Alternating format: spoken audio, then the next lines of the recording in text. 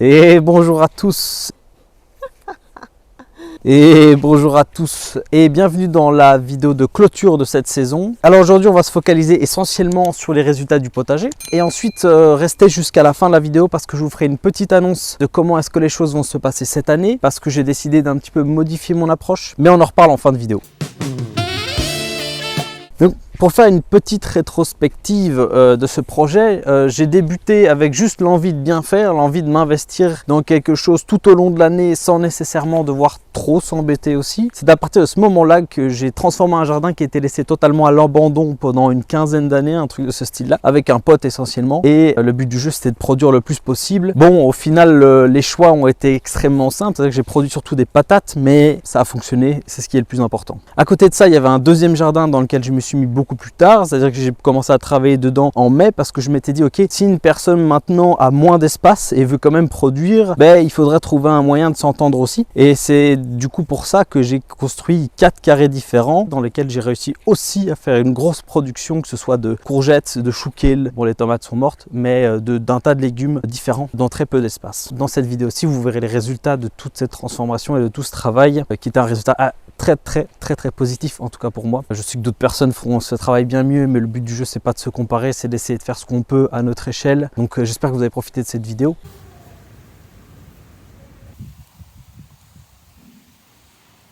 J'estime qu'on aura au moins une centaine de pommes de terre. On avait planté des grenailles, je pense, un truc comme ça. C'est plus petites pommes de terre. On va voir si on peut faire des frites avec. Parce que les plantes deviennent jaunes, ce qui fait qu'il est temps de récolter.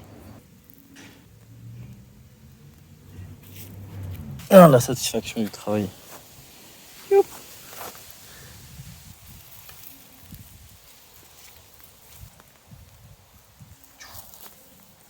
Yeah.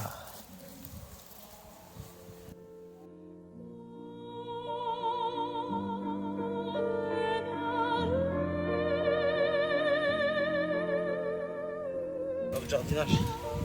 Oh, la surprise. Oh, j'adore ça. Putain, le cadeau quoi. C'est pas mal. Je vais vérifier le poids aussi. Je vais mettre le poids là sur la vidéo à un moment ou à un autre. C'est satisfaisant. C'est même pas du travail. C'est, enfin si, on a retourné le sol et tout, on a pas mal travaillé.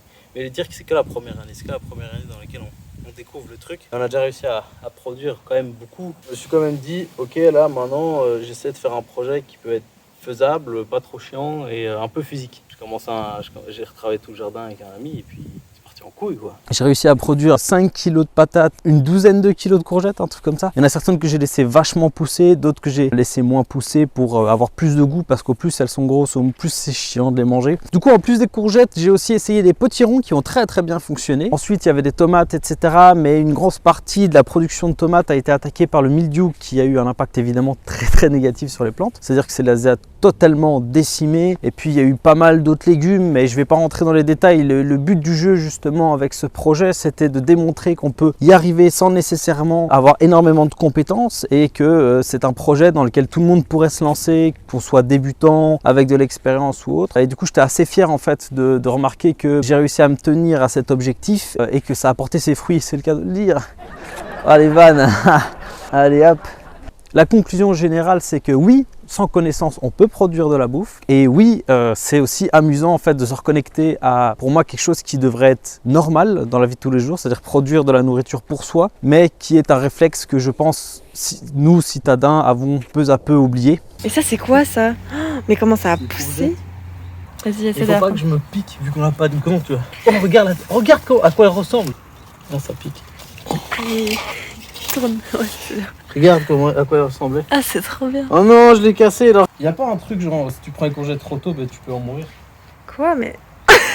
Mais c'est drôle de se dire qu'au final, ça sert à rien d'aller au magasin. Qu'il te faut, c'est combien là? Chaque bac c'est 1 mètre sur 1 mètre. Du coup c'est 1 mètre carré. 4 bacs d'un mètre carré. Donc avec 4 bacs d'un mètre carré, tu peux déjà produire beaucoup de légumes, je crois.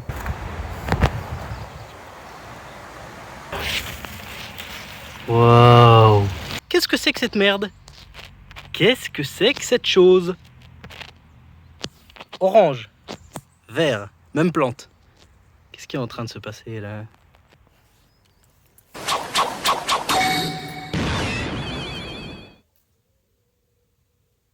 Alors, merci d'avoir regardé cette vidéo jusqu'au bout. C'était du coup la vidéo de clôture de cette saison. Comme vous l'aurez remarqué, cette saison, je me suis essentiellement focalisé sur le potager avec l'un ou l'autre dérapage sur des vidéos plus explicatives de l'un ou l'autre projet que j'ai trouvé intéressant. En fait, ce type de contenu-là m'intéresse énormément et j'ai envie de continuer dans cette direction, ce qui fait que cette année, vous retrouverez beaucoup plus de contenu lié à des activités déjà existantes ou bien des applications, des entreprises à suivre, etc. qui ont un impact très positif ou en tout cas pour ma part assez positif dans la cause environnementale. Ce qui fait que si ce type de contenu vous intéresse, n'hésitez pas à rester connecté sur la chaîne. Ensuite sur Instagram, vous me retrouverez beaucoup plus souvent parce que je vais me focaliser une partie du contenu sur cette plateforme là, surtout que si vous avez besoin de me faire des retours, discuter, etc. c'est une application qui s'y prête extrêmement bien. Et pour la suite, en fait, je vous remercie de m'avoir suivi sur cette première saison. Des bisous.